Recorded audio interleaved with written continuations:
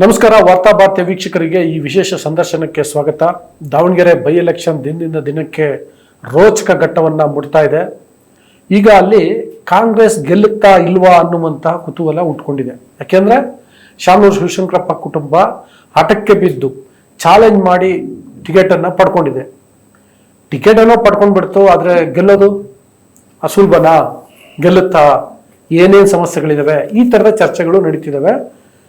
ಅದೇ ಕಾರಣಕ್ಕೋಸ್ಕರ ಈ ದಾವಣಗೆರೆ ಮೂಲದ ಕಾಂಗ್ರೆಸ್ ನಾಯಕರು ಏನು ಹೇಳ್ತಾರೆ ಎನ್ನುವಂಥ ಕುತೂಹಲ ನನಗೂ ಇತ್ತು. ಇವತ್ತು ದಾವಣಗೆರೆ ಮೂಲದ ಕಾಂಗ್ರೆಸ್ ನಾಯಕರಾದಂಥ ಸುಭಾಷ್ ಚಂದ್ರ ಅವರು ನಮ್ಮ ಅತಿಥಿ. ಅವ್ರ ಹತ್ರ ಕೇಳೋಣ ಅಲ್ಲಿನ ಪರಿಸ್ಥಿತಿ ಹೇಗಿದೆ, ಕಾಂಗ್ರೆಸ್ನ ಪರಿಸ್ಥಿತಿ ಹೇಗಿದೆ, ಸಮರ್ಥ ಗೆಲ್ಲಕ್ಕೆ ಸಾಧ್ಯನಾ ಅನ್ನೋದ್ರ ಬಗ್ಗೆ. ಅದಕ್ಕೆ ಮೊದಲು ನಾನು ನಿಮಗೆ ರಿಕ್ವೆಸ್ಟ್ ಮಾಡ್ತೀನಿ, ನೀವು ಇನ್ನೂ ವಾರ್ತಾ ಭಾರತಿಯನ್ನು ಸಬ್ಸ್ಕ್ರೈಬ್ ಮಾಡಿಲ್ಲ ಅಂದರೆ ದಯವಿಟ್ಟು ಸಬ್ಸ್ಕ್ರೈಬ್ ಮಾಡಿ, ಲೈಕ್ ಮಾಡಿ, ಶೇರ್ ಮಾಡಿ ಮತ್ತು ಬೆಲ್ ಬಟನನ್ನು ಪ್ರೆಸ್ ಮಾಡಿ. ಸುಭಾಷ್ ಚಂದ್ರ ಜೊತೆಗಿನ ಮಾತುಕತೆಯನ್ನು ಶುರು ಮಾಡ್ತೀನಿ. ಸರ್, ಕಾರ್ಯಕ್ರಮಕ್ಕೆ ಸ್ವಾಗತ. ನಮಸ್ಕಾರ. ಕಾಂಗ್ರೆಸ್ ಗೆಲ್ಲುತ್ತಾ ದಾವಣಗೆರೆನಲ್ಲಿ? ಗೆಲ್ಲಂತ ಅವಕಾಶಗಳಿದೆ. ಅಲ್ಲ, ತುಂಬಾ ಫೈಟ್ ಮಾಡಿ ಟಿಕೆಟ್ ತಗೊಂಡ್ರು. ಈಗ ದೊಡ್ಡ ಮಟ್ಟದ ವಿರೋಧ ಕಾಣಿಸ್ತಾ ಇದೆ ಮೇಲ್ನೋಟಕ್ಕೆ. ಅದ್ರ ನಡುವೆ ಹೇಗೆ ಗೆಲ್ಲಕ್ಕೆ ಸಾಧ್ಯ? ಇದು ಒಂದು ಸರ್, ನೀವೆಲ್ಲ ಚೆನ್ನಾಗಿ ಅಬ್ಸರ್ವ್ ಮಾಡ್ತಾ ಇದ್ದೀರಿ ಕಳೆದ ಒಂದು ತಿಂಗಳಿಂದ. ಅಷ್ಟು ಫೈಟ್ ಮಾಡಿ ತಗೊಳ್ತಕ್ಕಂಥ ಅವಶ್ಯಕತೆ ಇದ್ದಿಲ್ಲ. ಈಗ ಫೈಟ್ ಮಾಡಿ ತಗೊಳ್ಳೋದು ಏನಕ್ಕೆ? ಆಯ್ತಲ್ಲ ಫೈಟ್. ಹೌದಾ? ಏತಕ್ಕೆ ಅದು ಅವಶ್ಯಕತೆ ಇದ್ದಿಲ್ಲ. ಆ ಸಿಚುವೇಶನ್ ಉದ್ಭವ ಆಗ್ತಿದ್ದಿಲ್ಲ. ಕ್ವೈಟಾಗಿ ಇದ್ದುಬಿಟ್ಟಿದ್ರೆ, ಯಜಮಾನರು ತೀರ್ಕೊಂಡಿದ್ರು, ಅವ್ರ ಬಗ್ಗೆ ಒಳ್ಳೆ ಗೌರವ ಇತ್ತು. 30 ವರ್ಷಗಳಿಂದ ಅವರು ಶಾಸಕರಾಗಿದ್ದರು. ಆಮೇಲೆ ಆ ಕ್ಷೇತ್ರ ಮೈನಾರಿಟಿ ಅತಿ ಹೆಚ್ಚಿರ್ತಕ್ಕಂಥ ಕ್ಷೇತ್ರ ಅದು. ಆಯಿತು, ಹೈಕಮಾಂಡ್ನವರು ನೀವು ಡಿಸೈಡ್ ಮಾಡಿ ಮೈನಾರಿಟಿಗೆ ಬಿಟ್ಕೊಟ್ಬಿಡಿ ಅಂದ್ಬಿಟ್ಟಿದ್ರೆ ಈ ಮಟ್ಟದ ಅನಾಹುತ ನಾವು ಎದುರಿಸ್ತಕ್ಕಂಥ ಪರಿಸ್ಥಿತಿ ಬರ್ತಿದ್ದಿಲ್ಲ. ಅದನ್ನು ಮಾಡೋಕ್ಕಲ್ಲ ಲೀಡರ್ ಆದಂಥವ್ರು, ಅಲ್ಲಿ ನಿಂತು ನಾನು ಗೆದ್ದೇ ಗೆಲ್ತೀನಿ ಅಂತಕ್ಕಂಥವ್ರು, ಅದನ್ನು ಅವರು ಯೋಚನೆ ಮಾಡಿದರೆ. ನಿಮ್ಮ ಪ್ರಕಾರ ಎಸ್ ಮಲ್ಲಿಕಾರ್ಜುನ ಆ ಕೆಲಸ ಮಾಡಲಿಲ್ಲ? ಹೌದು, ಮತ್ತೆ ಅವರು ತಾನೇ ಆಟಕ್ಕೆ ಬಿದ್ದು ತಗೊಂಡ್ರು ಅಂತ ನೀವೇ ಬಳಸ್ತಿರಲ್ಲ. ಆಟಕ್ಕೆ ಬಿದ್ದೇ ತಗೊಂಡಿದ್ದವರು. ಆಟಕ್ಕೆ ಬೀಳಬಾರ್ದಿತ್ತು ರಾಜಕಾರಣದಲ್ಲಿ. ಏನಾಗುತ್ತೆ, ಈಗ ಭಾಳ ಜನ ಆಟಕ್ಕೆ ಬಿದ್ದು ಏನೇನಾಗಿದ್ದಾರೆ ನೋಡಿರಿ. ಕುಮಾರಸ್ವಾಮಿ ಮಗ ಇರ್ಬೋದು, ಬೊಮ್ಮಾಯಿ ಮಗ ಇರ್ಬೋದು, ಅವೆಲ್ಲ ನಮ್ಮ ಕಣ್ಣೆದುರಿಗೆ ಎಕ್ಸಾಂಪಲ್ಸ್ ಇದ್ದಾವೆ. ಈಗ ನಾನು ಆ ಹುಡುಗನ ಬಗ್ಗೆ ನಂದೇನು ಭಿನ್ನ ಅಭಿಪ್ರಾಯ ಇಲ್ಲ. ಮಲ್ಲಿಕಾರ್ಜುನ ಬಗ್ಗೆನೂ ಒಂದೇನು ಸಮಸ್ಯೆ ಇಲ್ಲ. ನಾನು ಅಲ್ಲಿ ಹೇಳಿದ್ದೀನಿ, ಎಲ್ಲ ಕಡೆ ಹೇಳಿದ್ದೀನಿ. ಅವ್ರ ಮನೆ MP ಇದ್ದರು, ಈತ MLA ಮತ್ತು ಮಂತ್ರಿ ಇದ್ದಾರೆ. See have to give somebody. ಬೇರೆ ಬೆಳೆಸೋದು ಹೇಗೆ? ಮತ್ತೆ ಒಂದು ಪಕ್ಷ ಕಟ್ಟೋದಂದ್ರೆ ಏನು? ಎಲ್ಲ ನಿಮ್ಮನೆಗೆ ಕಟ್ಟಿ. ಪ್ರಭಾ ಮಲ್ಲಿಕಾರ್ಜುನ ಅವರು ಒಂದು ಹೇಳಿಕೆ ಕೊಟ್ಟರು, ನೋಡಿದ್ರ? ಯುವಕರು ರಾಜಕಾರಣಕ್ಕೆ ಬರಬೇಕು ಅಂತ. ಯುವಕರು ರಾಜಕಾರಣಕ್ಕೆ ಬರಬೇಕು ಅಂದ್ರೆ ಅವ್ರ ಮನೆ ಯುವಕರು ರಾಜಕಾರಣಕ್ಕೆ ಬರಬೇಕು ಅಲ್ಲ. ನಾನು ಇದಕ್ಕೊಂದು ಕೌಂಟರ್ ಕೇಳ್ತೀನಿ. ಶಿವಶಂಕರಪ್ಪರಿಗೆ 65 ವರ್ಷ ಟಿಕೆಟ್ ಸಿಕ್ತು. ಎಷ್ಟು? ಫಸ್ಟ್ ಟೈಮ್ ಸಿಕ್ತಾಗ್ಲೇ 65 ವರ್ಷ ಆಗಿತ್ತು. 65 ವರ್ಷ. ಅವತ್ತು ಕಾಂಗ್ರೆಸ್ ಯುವಕರಿಗೆ ಕೊಟ್ಟಿದ್ರೆ ಶಿವಶಂಕರಪ್ಪರಿಗೆ ಟಿಕೆಟೇ ಸಿಗ್ತಿಲ್ಲ. ಅವತ್ತು ಇದೇ ಕಾಂಗ್ರೆಸ್ ಪಕ್ಷ ಮಾನ್ಯ ನಮ್ಮ ಲೋಕಸಭಾ ಸದಸ್ಯರು ಹೇಳೋಂಥ ವಾದಕ್ಕೆ ನಾವು ಹೋಗೋದಾದ್ರೆ ಯುವಕರಿಗೆ ಕೊಡ್ಬೇಕಂದಿದ್ರೆ ಅವ್ರು ಶಿವಶಂಕರಪ್ಪರಿಗೆ ಟಿಕೆಟ್ ಸಿಗ್ತಿದ್ದಿಲ್ಲ. ನಿಮಗೆ ಹೆಂಗ್ ಬೇಕೋ ಹಂಗೆ ನೀವು ಇಂಟರ್ಪ್ರಿಟ್ ಮಾಡ್ಕೊಂಡು, ಯಾಕೆ ಅವ್ರ ಮನೆಗೆ ಅವರೊಬ್ಬರೇನಾ ಇವತ್ತು ದಾವಣಗೆರೆ ಜನದಲ್ಲಿ ಯಾರು ಯೂತ್ಸ್ ಕಾಣಲಿಲ್ವಾ? ಅಲ್ಲ, ಅವತ್ತಿನ ಪರಿಸ್ಥಿತಿ ಹಂಗಿತ್ತು, ಓಕೆ. ಇವತ್ತಾದ್ರೂ ಯುವಕರು ರಾಜಕಾರಣಕ್ಕೆ ಬರಬೇಕು ಅಂತಂದ್ರೆ ಅದು ಶಾಮನೂರು ಶಿವಶಂಕರಪ್ಪ ಕುಟುಂಬದ ಮನೆ ಯುವಕರು ಮಾತ್ರನಾ, ಬೇರೆಯವ್ರು ಇಲ್ವಾ? ಇದೇ ಸಮಸ್ಯೆ ಆಗಿದ್ದು. ನಾವು ಹೇಳಿದ್ದು ಅದನ್ನೇ, ಬಿಟ್ಬಿಡಿ, ಅದು ಮೈನಾರಿಟಿ ಕೊಡಿ ಒಂದ್ಸರಿ. ಪಾಪ 40 ವರ್ಷದಿಂದ ಓಟ್ ಹಾಕೊಂಬಂದರೆ, ನಿಮ್ಮನ್ನು ಗೆಲ್ಸ್ಕೊಂಬಂದರೆ. ನಿಮ್ಮ ಮನೆತನಕ್ಕೆ ಇಲ್ಲಿವರೆಗೂ ಕಾಂಗ್ರೆಸ್ಸು 16 B ಫಾರ್ಮ್ ಕೊಟ್ಟಿದೆ. ಮಾನ್ಯ ಯಜಮಾನ್ ಶಾಮನೂರು ಶಿವಶಂಕರಪ್ಪನವ್ರಿಗೆ, ಮಾನ್ಯ ಮಲ್ಲಿಕಾರ್ಜುನವ್ರಿಗೆ, ಪ್ರಭಾ ಮಲ್ಲಿಕಾರ್ಜುನವ್ರಿಗೆ ಒಂದ್ಸರಿ B ಫಾರ್ಮ್ ಕೊಟ್ಟಿದೆ. ಅವರ ಮಲ್ಲಿಕಾರ್ಜುನ ಅಣ್ಣ ಬಕ್ಕೇಶ್ ಅವರು 87ರಲ್ಲಿ ZP ಮೆಂಬರ್, ಅವ್ರಿಗೆ B ಫಾರ್ಮ್ ಕೊಟ್ಟಿದೆ. ಈಗ ಅವ್ರ ಮಗನಿಗೆ ಕೊಡಿ. ಇಡೀ 35 ವರ್ಷದ ಟೆನ್ಯೂರಲ್ಲಿ 16ರಿಂದ 17 B ಫಾರ್ಮ್ ಅವ್ರ ಮನೆಗೆ ಹೋಗಿದೆ. ಬಹುಶಃ ದೇವೇಗೌಡರ ಕುಟುಂಬಕ್ಕಿಂತ ಜಾಸ್ತಿ, ಅಥವಾ ಅದು ಬಿಟ್ಟರೆ ಅತಿ ಹೆಚ್ಚು B ಫಾರ್ಮ್ ತಗೊಂಡ್ ಕುಟುಂಬ ಅನ್ಸುತ್ತೆ ನನಗೆ. ಯಾಕೆ ನನ್ನ ಸಾತ್ವಿಕವಾದಂಥ ವಿರೋಧ ನಂದು. ಯಾಕೆ ನಮ್ಮ ಹತ್ರ ದುಡ್ಡಿಲ್ಲ, ನಾವು ಶಕ್ತಿ ಇಲ್ಲ, ನಾವು ಕೇಳೂ ಇಲ್ಲ. ನಾನು ಪಕ್ಕ ಹರಪನಹಳ್ಳಿ ಟಿಕೆಟ್ ಕೇಳಿದ್ದೆ. ನನ್ನ ಬಗ್ಗೆನೇ ಈಗ ನಾನು ಇಷ್ಟೆಲ್ಲ ಮಾತಾಡ್ತಾ ಇದ್ದೀನಿ. ಹರಪನಹಳ್ಳಿ ಟಿಕೆಟ್ ಕೇಳ್ಬಿಟ್ಟು ಎಲೆಕ್ಷನ್ ಟೈಮಲ್ಲಿ ಬಂದುಬಿಡ್ತಾನೆ ಇವನು ಯಾರು ಅಂತ ನನಗೂ ಮೊನ್ನೆ ಮಲ್ಲಿಕಾರ್ಜುನ್ ಮಾತಾಡಿದೆ ಯಾವುದೋ ಒಂದು ವೇದಿಕೆಯಲ್ಲಿ. ಈಗ ಏನಾಗುತ್ತೆ, ಇವ್ರ ಪರವಾಗಿ ನಾವು ಮಾತಾಡಿದರೆ, ಇವ್ರ ಪರವಾಗಿ ಎಸ್ ಮಲ್ಲಿಕಾರ್ಜುನ್ ಮಗ ಸಮರ್ಥ, ಅವನಿಗೆ ಕೊಡ್ಬೇಕು ನೀವು ಅಂತ ನಾನು ಮಾತಾಡಿದರೆ, ನಾನು ಅವರಿಗೆ ಹೀರೋ. ಅವ್ರಿಗೆ ಕೊಡಬೇಡಿ, ಬೇರೆಯವ್ರಿಗೆ ಅವಕಾಶ ಮಾಡಿಕೊಡಿದ್ರೆ ವಿಲನ್. ಸರಿ, ಆಯ್ತು. ಈಗ ನನ್ನ ಪ್ರಶ್ನೆ, ಮೂಲ ಪ್ರಶ್ನೆ, ಇಷ್ಟೆಲ್ಲ ಮಾಡಿ ಟಿಕೆಟ್ ತಗೊಂಡ್ರಲ್ಲ, ಸರಿ, ಈಗ ಗೆಲ್ತಾರಾ? ಎಲ್ಲರೂ ಒಟ್ಟಾಗಿ ಕೂಡಿ ಕೆಲಸ ಮಾಡಿದ್ರೆ ಗೆಲ್ಲಂತ ಅವಕಾಶ ಐತೆ. ಎಲ್ಲರೂ ಒಟ್ಟಾಗಿ ಕೂಡಿ ಕೆಲಸ ಮಾಡ್ತಾರಾ? ಆ ಮನಸ್ಸುಗಳನ್ನು ಸರಿ ಮಾಡ್ಬೇಕಲ್ಲ. ಸರಿ ಮಾಡೋ ಕೆಲಸ ಆಗ್ತಿದ್ಯಾ? ಇಲ್ಲಿ ಈ ಕ್ಷಣಕ್ಕಂತೂ ಆಗಿಲ್ಲ. ಒಡೆದೋಗಿರ್ತಕ್ಕಂಥ ಭಿನ್ನಾಭಿಪ್ರಾಯ ಇರ್ತಕ್ಕಂಥ ಲೀಡರ್ಗಳನ್ನ ಕರೆಸಿ ಇದುವರೆಗೂ ಅವರು ಆ ಥರ ಪ್ರಯತ್ನ ಇಲ್ಲ. ಯಾಕಂದ್ರೆ ಈಗ ಮೊನ್ನೆ ನೋಡಿ ಎಸ್ ಮಲ್ಲಿಕಾರ್ಜುನ್ ಅವರ ಆತ್ಮವಿಶ್ವಾಸವ ಅಥವಾ ನಾನೇನವ್ರು ಮಾತಾಡುವ ಅನ್ನುವಂತಹ ಒಂದು ಉದ್ದಟತನವ? ಇದು ಅದೆಲ್ಲದಕ್ಕಿಂತ ಮೀರಿರ್ತಕ್ಕಂಥದ್ದು. ನನ್ನ ಯಾರು ಏನು ಮಾಡ್ತಾರೆ, ನಾನು ದುಡ್ಡು ಕೊಡ್ತೀನಿ ಗೆಲ್ತೀನಿ ಅಂತಕ್ಕಂಥ ಮನೋಭಾವನೆ ಇರ್ಬೋದು ಅವರಿಗೆ. ಆ ಮನೋಭಾವನೆ ಇಲ್ಲಿವರೆಗೂ ಎಲೆಕ್ಷನ್ ಅವ್ರು ಗೆದ್ಕೊಂಡ್ಬಂದಿದ್ದಾರಲ್ಲ, ಆ ಒಂದು ಧೈರ್ಯ ಅವ್ರಿಗೆ ಆತ್ಮಸ್ಥೈರ್ಯ ಹೆಚ್ಚಿಸಿರ್ಬೋದು. ಮೊನ್ನೆ ಎಕ್ಸಾಂಪಲ್ ನಿಮಗೆ ನಮ್ಮ ದಾವಣಗೆರೆ ಅಬ್ದುಲ್ ಜಬ್ಬಾರ್ ಅಂತ MLC ಇದ್ದಾರೆ, CM ಬಂದಿದ್ದಾರೆ, DCM ಬಂದಿದ್ದಾರೆ. ಅವ್ರು ಮೈನಾರಿಟಿ ಏರಿಯಾದಲ್ಲಿ ಅವ್ರು ಟಿಕೆಟ್ ಕೇಳಿದ್ದಾರೆ, ಅವ್ರಿಗೊಂದು ಫೋನ್ ಮಾಡೋಕ್ಕಾಗಿಲ್ಲ ನಾಮಿನೇಷನ್ ಬನ್ನಿ ಅಂತ. ಸೊ ನೀವು ಹೆಂಗೆ ಎಲ್ಲರೂ ಒಂದು ಇನ್ಕ್ಲೂಸಿವ್ ಪೊಲಿಟಿಕ್ಸ್ ಬೇಕಲ್ವಾ? ನೀವು ಎಲೆಕ್ಷನ್ ನಿಂತ ಮೇಲೆ ನೀವು ಹೆಂಗೆ ಗೆಲ್ತೀರಾ? ನೀವು ಕೇಳಿದ್ರೆ ಗೆಲ್ತಾರ ಅಂತ? ಗೆಲ್ತಾರೆ. ನೀವೆಲ್ಲರನ್ನೂ ವಿಶ್ವಾಸಕ್ಕೆ ತಗೊಂಡು ಎಲ್ಲರ ಮನೆ ಬಾಗಿಲಿಗೆ ಹೋಗಿ. ನೀವೇ ಹೇಳ್ತಿದ್ರಲ್ಲ ಈ ಕ್ಷಣದವರೆಗೂ ಎಲ್ಲರನ್ನೂ ವಿಶ್ವಾಸಕ್ಕೆ ತೆಗೆದುಕೊಂಡಿಲ್ಲ ಅಂತ. ಇನ್ನು ಯಾವಾಗ ವಿಶ್ವಾಸಕ್ಕೆ ತೆಗೆದುಕೊಳ್ಳೋದು ಗೊತ್ತಿಲ್ಲಪ್ಪ, ಅದು ಅವ್ರಿಗೆ ಬಿಟ್ಟಿದ್ದಲ್ಲ. ಮೋಸ್ಟ್ಲಿ ಏಪ್ರಿಲ್ 9 ಆದ್ಮೇಲೆ ತಗೋಬೋದೇನೋ, ಚುನಾವಣೆ ಆದ್ಮೇಲೆ ತಗೋಬೋದೇನೋ. ಈಗ ಪೊಲಿಟಿಕಲಿ ನಾನು I am very clarity. Ideologically ನಮಗೆ ಡಿಫ್ರೆನ್ಸ್ ಇರ್ಬೋದು, ವೈಯಕ್ತಿಕವಾಗಿ ಯಾವ ಡಿಫ್ರೆನ್ಸಸ್ಸು ಇಲ್ಲ. ನಾನು ಮಲ್ಲಿಕಾರ್ಜುನ ಅವರ ಫ್ಯಾಮಿಲಿ ಜೊತೆ ನನ್ನ ವ್ಯವಹಾರ ಇಲ್ಲ, ಸಂಬಂಧಗಳು ಏನಿಲ್ಲ. ನೀವು ಈ ಥರ ತಪ್ಪು ಮಾಡಿದಾಗ ನಾವು ತಪ್ಪು ಅಂತ ಅವ್ರಿಗೆ ಹೇಳಿ ಯಾರು ಹೇಳ್ಬೇಕ್ರಿ? ನಾನು ಮಲ್ಲಿಕಾರ್ಜುನ ಉತ್ತರದ ಕ್ಷೇತ್ರದ ವೋಟರ್. ನಮ್ಮ ತಂದೆಯಲ್ಲಿ 4 ಟರ್ಮ್ ಕಾರ್ಪೊರೇಟ್ರು, 1 ಟರ್ಮ್ ಮುನ್ಸಿಪಲ್ ಅಧ್ಯಕ್ಷರು.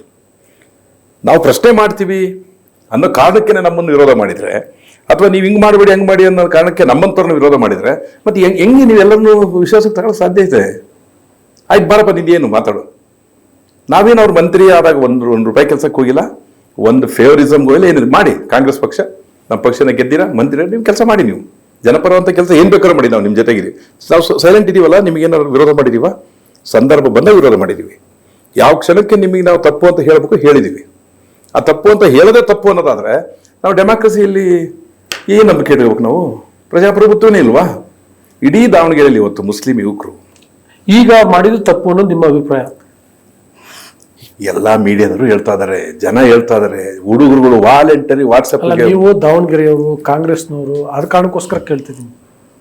ಇದು ಏನಾಗ್ತೈತೆ ಅನೀಶ್, ಒಂದು ಮಲ್ಲಿಕಾರ್ಜುನರು ಒಬ್ಬರದೇ ತಪ್ಪು ಅಂತ ನಾನು ಹೇಳಲ್ಲ. ಅಫ್ಕೋರ್ಸ್ ಕಾಂಗ್ರೆಸ್ ಪಾರ್ಟಿ ತಪ್ಪಿದೆ. ಕಾಂಗ್ರೆಸ್ ಪಾರ್ಟಿಯವರು ರೆಕ್ಟಿಫೈ ಮಾಡ್ಕೋಬೇಕಲ್ವಾ?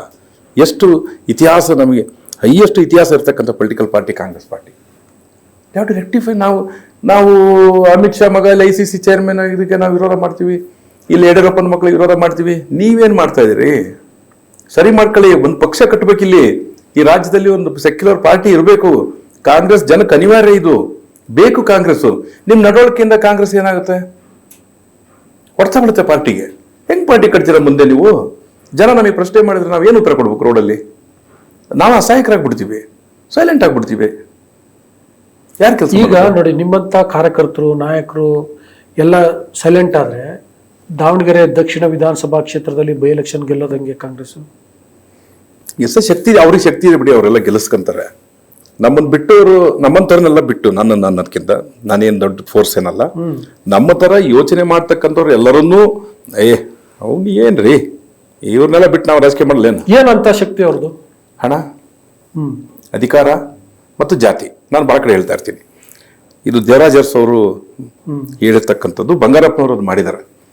ಪ್ರಬಲವಾದಂಥ ಜಾತಿ ಅವ್ರಿಗೆ ಅಧಿಕಾರ ಸಿಗಬಾರ್ದು, ದುಡ್ಡಿದ್ದವರಿಗೆ ಅಧಿಕಾರ ಸಿಗಬಾರ್ದು. ಸಿಕ್ಕರೆ ಏನಾಗುತ್ತೆ ಅನ್ನೋದನ್ನ ನಾವು ಇತ್ತೀಚೆಗೆ ನೋಡ್ತಾ ಇದ್ದೀವಿ.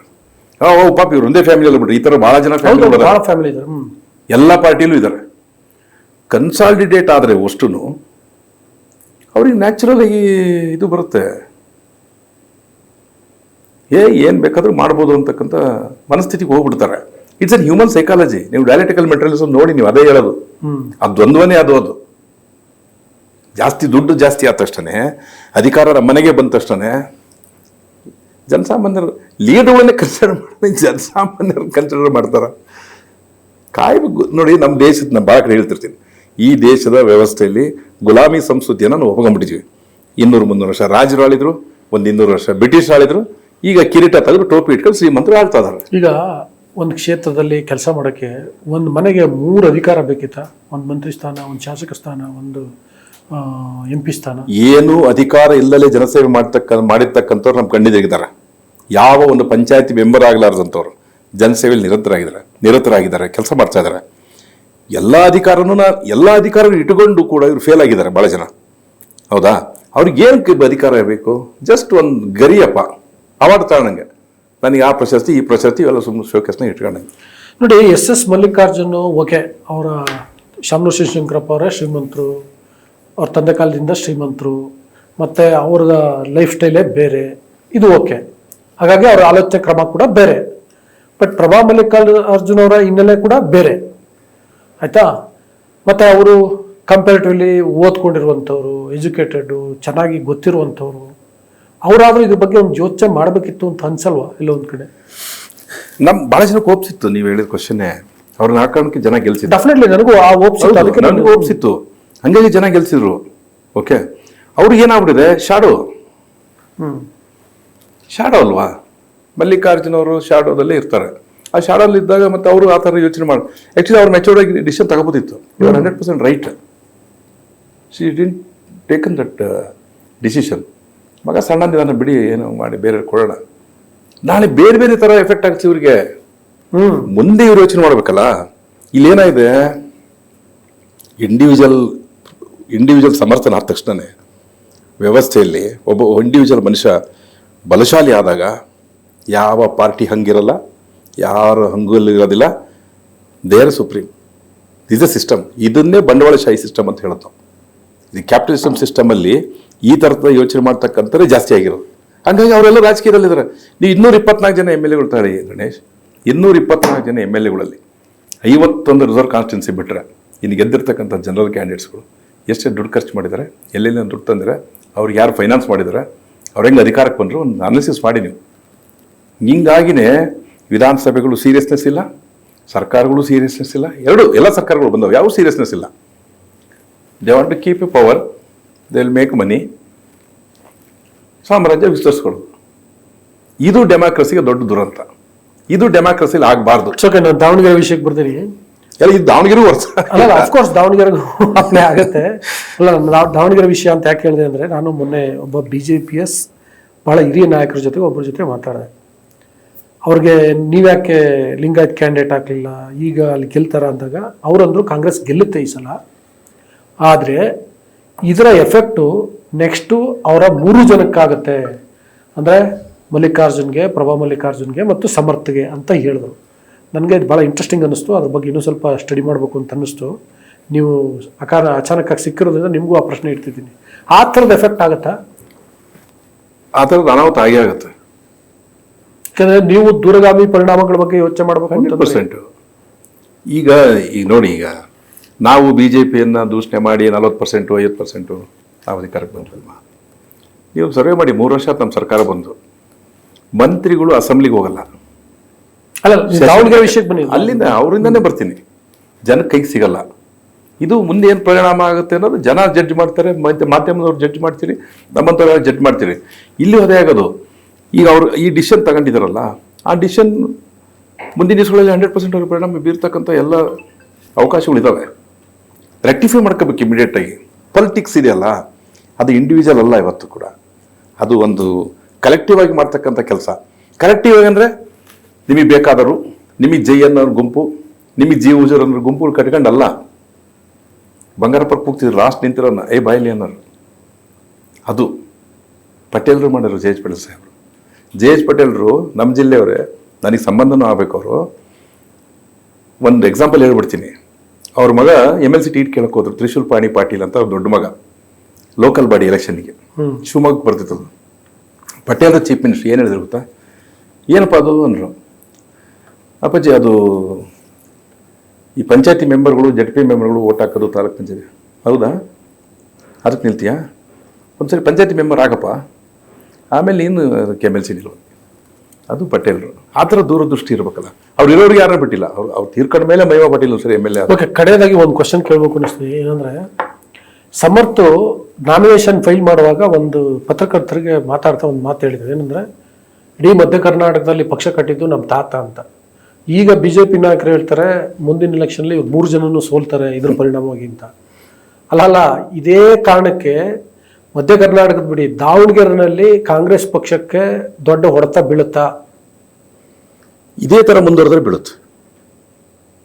ಈಗೇನಾಗ್ತಾ ಇದೆಯಲ್ಲ, ಇದೇ ವಾತಾವರಣ ಮುಂದುವರೆದ್ರೆ ಪಕ್ಷದ ಮೇಲೆ ಪರಿಣಾಮ ಬಿದ್ದೇ ಬೀಳುತ್ತೆ, ಯಾವ ಅನುಮಾನವೂ ಇಲ್ಲ.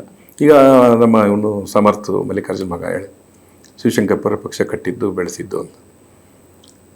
ನಾನು ಮೊನ್ನೆ ಮಲ್ಲಿಕಾರ್ಜುನಿಗೆ ನಿನ್ನೆ ಇಲ್ಲೇ ಹೇಳ್ತಾ ಇದ್ದೆ, ನನಗೇ ಒಂದು ಕ್ವಶನ್ ಮಾಡಿದೆ, ಬಾವುಟ ಕಟ್ಟಿದ್ದಾನೆ ಅವನು ಯಾರು? ಯಾವ ಸಾಮಾಜಿಕ ಚಳವಳಿ, ಯಾವ ಸಾಮಾಜಿಕ ಹೋರಾಟದಲ್ಲಿ ಮಾನ್ಯ ಮಲ್ಲಿಕಾರ್ಜುನ್ ಅವರು 25 ವರ್ಷದಲ್ಲಿ ರಾಜಕಾರಣದಲ್ಲಿದ್ದಾರೆ.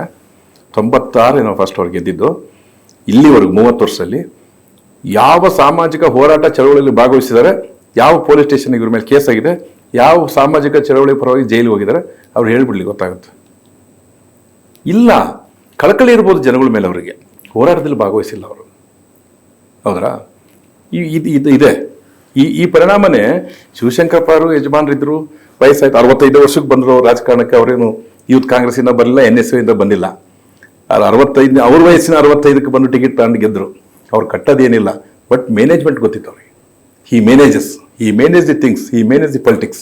ಹಂಗಾಗಿ ಸಕ್ಸಸ್ ಆದರು ಅವರು. ಓಕೆ, ಈಗ ಸೈಯದ್ ಪೈಲ್ವಾನ್ ನಿಮ್ಮ ಕಾಂಗ್ರೆಸ್ ಪಕ್ಷದಿಂದ ಬಂದಿದ್ದ ಸಾದಿಕ್ ಪೈಲ್ವಾನ್ ಅವರು ಏನೋ ಈ ಕ್ಷಣದವರೆಗೂ ನಾಮಿನೇಷನ್ ವಾಪಸ್ ತೆಗೆದುಕೊಂಡಿಲ್ಲ.